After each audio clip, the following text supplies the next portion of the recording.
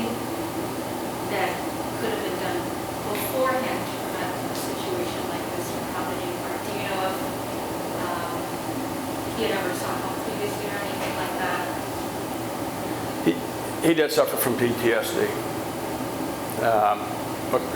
According to people who were in the service with Mr. Kemp, he was suffering from PTSD.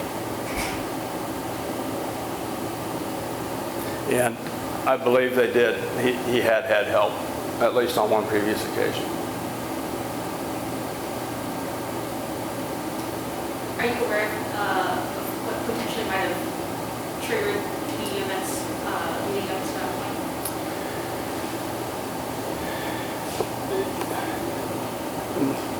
This is hindsight, but Mr. Kemp consumed alcohol on the day of October 1st of 2020, and he was not supposed to be consuming alcohol.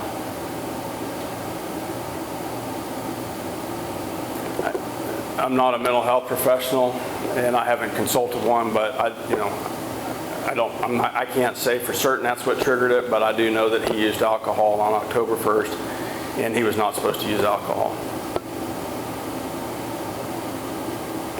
Have you been in contact with Mr. Kemp's family at this point? Do you know if they support the decision here or anything that's been going on? I've spoke to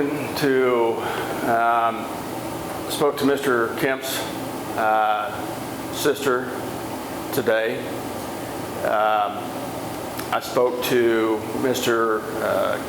Kemp's wife yesterday, and informed both of them of the decision that I was making. And I informed Director Butler of Raleigh County Police Department, who is present, as well as Brian Johnson, who is present as well, the Fraternal Order of Police president, and I informed the two officers.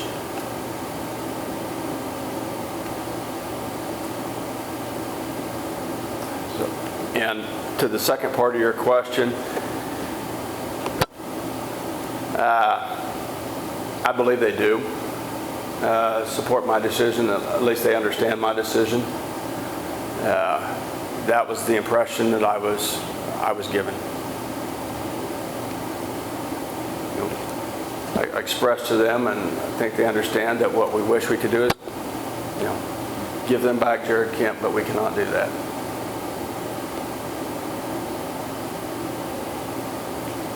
Do you know if the officers who were in question, are they still on administrative leave? Director Butler is here, and I may let him address that. I know they were for a period of time. I'll come up when you're finished the next statement. Were there any mental health professionals at the scene that night, or was there an attempt to bring mental health professionals there? There was a co-responder that was there.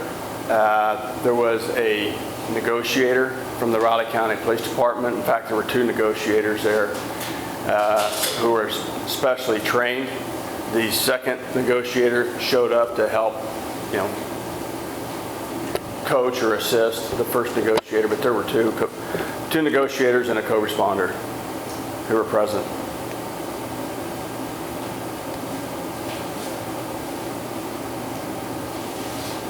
Prior to the conflict between Mr. Kemp and his father outside, were there attempts by police to separate him from a firearm?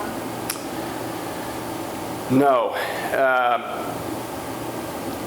There were a number of communications going on with Mr. Kemp, law enforcement, as well as family members, as well as other service members, friends of his. And Mr. Kemp had set up what he called or someone referred to as a nest in the bathroom. Comments were made that were relayed to the investigation that Mr.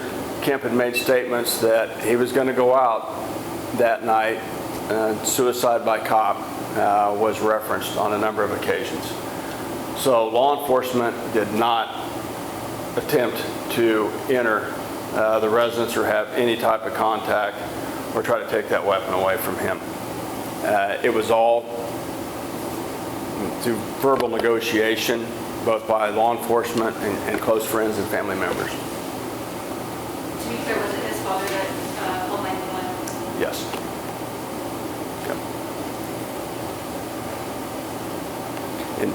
And technically, his stepfather would be the legal term, but he had raised him since Jared was a year and a half old, so his father. It was a father-son relationship.